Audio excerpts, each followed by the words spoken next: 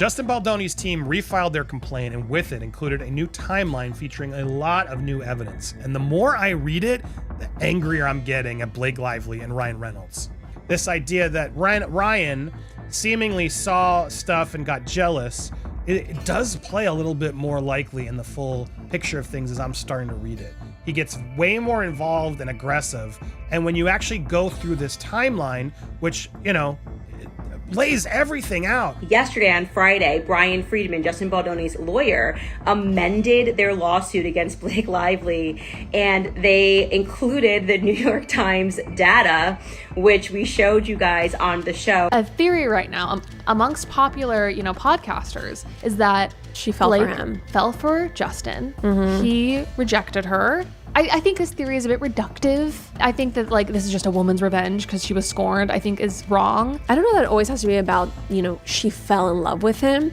I think there could have been a world there though that she really clicked with him, she thought he wanted her to be this close collaborator. And then when that part was rejected, that was an ego sting. But also when it was clear that any sort of budding crush she had, or full crush, that there was no interest there either. Right. Then all of a sudden she's just taking so many ego hits. Yeah. Blake Lively finds herself in hot water once again, this time amid a growing controversy involving Baldoni, with new evidence gathered by Baldoni's legal team, thanks to data uncovered by social media investigators. The timeline of the incident has been updated and added to the amended case. All eyes are now on the courtroom as the case is set to unfold this Monday. Blake Lively had initially filed for gag orders to keep the drama under wraps, but here's the twist. She may have played a part in leaking chats to back up her side of the story. And as they say, what goes around comes around. It was only a matter of time before the truth started spilling out. First, there was that video that seemed to back Baldoni's claims. Everyone watched it and thought, okay, nothing shady here. Then came the audio, which only strengthened Baldoni's case. And now, a bombshell timeline of events and new chat screenshots have been added to the amended case. The plot thickens and the stakes are higher than ever.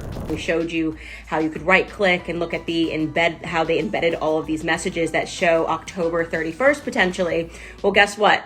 Yesterday, so our episode was on Thursday, yesterday on Friday, Brian Friedman, Justin Baldoni's lawyer, amended their lawsuit against Blake Lively, and they included the New York Times data, which we showed you guys on the show. And what's really cool about it, TMZ is reporting it and some other outlets, is the fact that Brian Friedman is giving credit to the internet sleuths. While Brian Friedman is going all out to crack this case wide open, Blake Lively seems to be feeling the heat. So much so, she's now taking aim at Baldoni's lawyer, filing a motion to get Friedman removed from the case altogether. This bold, and some might say controversial, move hints at her growing fear of being exposed. Friedman, a legal heavyweight with a reputation for dismantling cases, might just have cracked the code here, and it looks like he's skillfully maneuvering to lure Lively into a position where she could end up exposing herself. The tension is palpable, and the stakes couldn't be higher.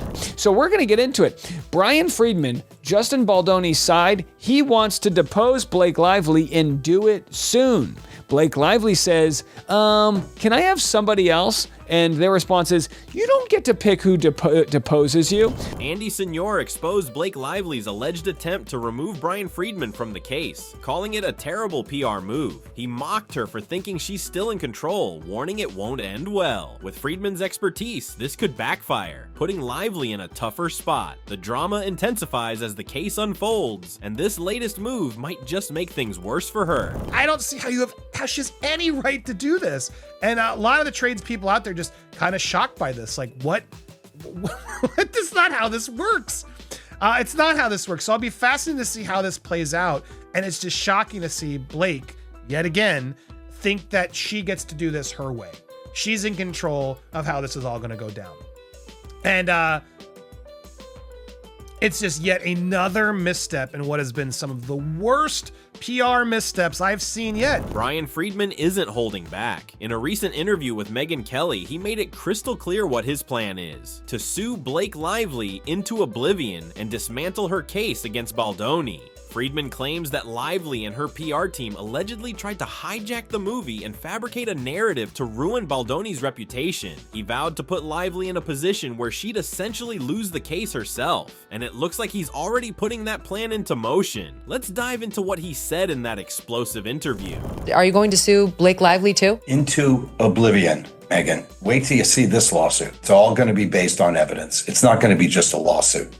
It's going to be the kind of lawsuit that is full of evidence, admissions, documents, which prove exactly what she did and how she bullied her way through the process to take over the movie and used her PR people to try and destroy Justin. There's a number of different defendants here. Stephanie Jones will be all over this complaint. That is the PR agent who was supposed to be working for Justin Baldoni. Leslie Sloan, who's another PR agent who will be part of this lawsuit. That was Blake Lively's. Blake Lively will be sued, and we're carefully considering other people that will be sued also. Ryan Reynolds, for sure. However, newly uncovered texts from Blake Lively are painting her in a very unfavorable light, adding another major twist to this case. Andy Signore dug into these messages and pointed out that the deeper you go into the timeline and these texts, the worse Lively looks. It's like peeling back layers of a scandal, each revelation more damaging than the last. Timeline of relevant events. It seems like the start of what they promised us. It's not every text, like they said, but it's a lot of new texts that really do make Blake look really bad. These newly revealed text messages completely dismantle Blake Lively's claim that Baldoni fat-shamed her and secretly contacted her trainer to push for weight loss. Instead, the texts show Lively acknowledging that it's her responsibility to reach a certain weight to fit the movie's aesthetics. Meanwhile, Baldoni is clearly seen stating there's no obligation to do so. The narrative is flipping fast, and Andy Signore breaks it all down. Let's hear his revelations. There are exchanges where he's like disliking her losing weight. Only 20 to go. Thank you for your friendship. You mean a lot. Your friendship has got a lot. She's like, disliked it. You don't need to use 20. You don't need to lose 20 pounds, Blake. What are you talking about? You're fine.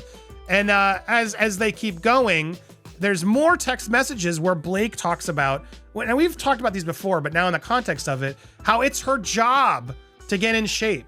She requires a certain aesthetic, as this role does. As much as I'd love to not think about it, that would be irresponsible and impossible because it's unrealistic to not acknowledge what I need to do. That how she and Ryan treat these movies and shoots as athletic events. It's part of the job.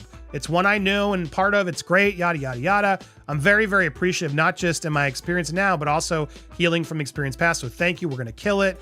But she says literally, your voice memo meant a lot. It's deeply appreciated. You are everything you promised to be as a collab. Andy Signore, after analyzing all the texts, made a bold claim. There's nothing wrong on Baldoni's side. He compared Blake Lively to someone who shares secrets to gain trust, only to later use those very secrets to manipulate and make others look bad. It's a scathing take, suggesting Lively's actions might be more about control and less about the truth. I appreciate being able to communicate openly always. There's all this open communication. I think she likes that because he wants her. I've met people like that in my life. They want you to open up. They tell you secrets, so you share your secrets, and then they keep all your secrets and use them against you. Spill Sesh dug into the text and uncovered another layer to this drama. Blake Lively and Ryan Reynolds allegedly pushed to take over the film's marketing. At first, they insisted on handling it for free, but things took a sharp turn when Wayfair Studios emailed Baldoni, revealing that Ryan's company had made significant changes to the campaign, causing the marketing budget to skyrocket. It's a messy twist that raises questions about their true intentions.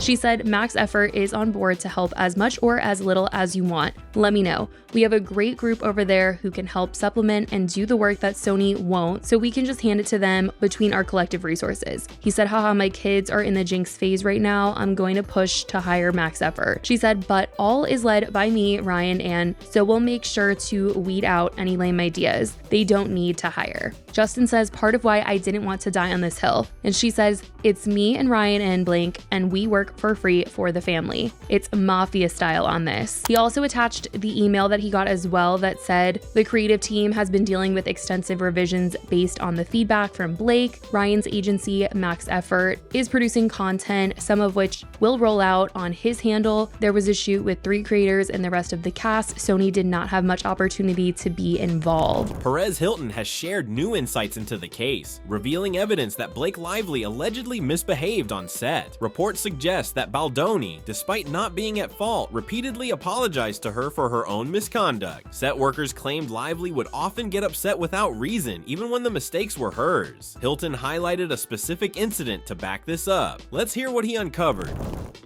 His statements were immediately followed by a gesture indicating that Lively had something in her teeth and a request for someone on set to go get her a toothpick.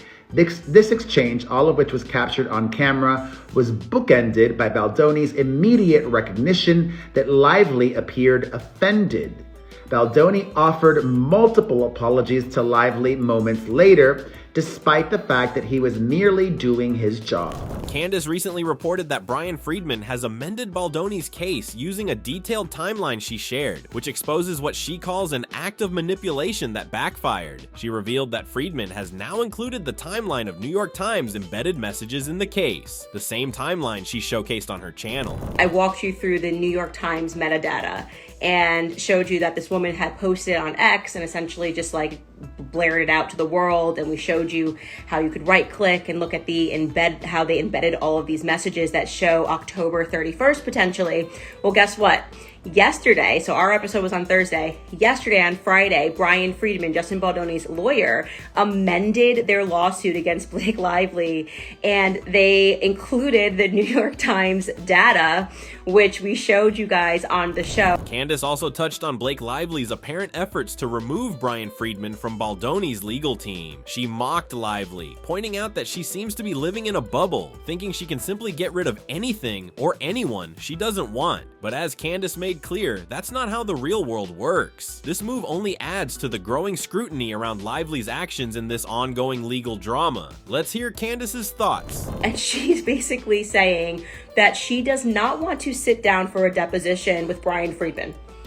Like, I know that this girl grew up rich and privileged, but how rich we talking? You know what I'm saying? Because does she think she's just like a princess that she can just be like, I don't like your lawyer and I don't want to sit down with him and answer questions and tell the truth. So she's trying to get out of having to sit down and be deposed by Brian Friedman. Like, sweetheart, that's not your option. You don't get to decide who your defense's lawyer is.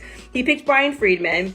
You don't like him because he played your game better than you. The latest developments in the Blake Lively and Justin Baldoni legal saga have taken a dramatic turn, with new messages and an amended case exposing what appears to be a calculated plot by Lively and her team. The newly uncovered texts reveal that Lively's claims of being fat-shamed and pressured by Baldoni are false. Instead, the messages show her acknowledging her responsibility to meet the film's aesthetic requirements, while Baldoni is seen reassuring her there's no obligation. This evidence, along with the detailed timeline added to the amended case, paints a picture of manipulation that has backfired spectacularly. As Andy Signor and Candace have pointed out, the deeper you dig into these revelations, the worse it looks for Lively. Baldoni's legal team, led by the formidable Brian Friedman, is now pushing forward aggressively to bring clarity and justice to the case. Friedman's strategy of amending the case with concrete evidence, including the timeline of events and embedded messages, is proving to be a masterstroke. His vow to sue Lively into oblivion and dismantle her claims is gaining momentum, especially as more details emerge about her alleged misconduct on set and her attempts to control the narrative. Friedman's experience and determination are clearly putting Lively on the defensive. Adding to Lively's troubles is her controversial request to remove Brian Friedman from the case, a move that has backfired badly. As Candace mocked, Lively seems to believe she can simply eliminate anything she doesn't want, but the reality is far from her bubble. This attempt has only drawn more attention to her actions and raised questions about her motives. With Friedman firmly in place and the evidence stacking up against her, Lively's position is becoming increasingly precarious. As the case heads to court, it's clear that the truth is finally coming to light, and the fallout could be significant for all parties involved. What do you think of these latest developments? Does this expose Lively once and for all? Is this the turning point in the case, or is there still more to uncover? Let us know your thoughts in the comments below and stay tuned. This drama is far from over.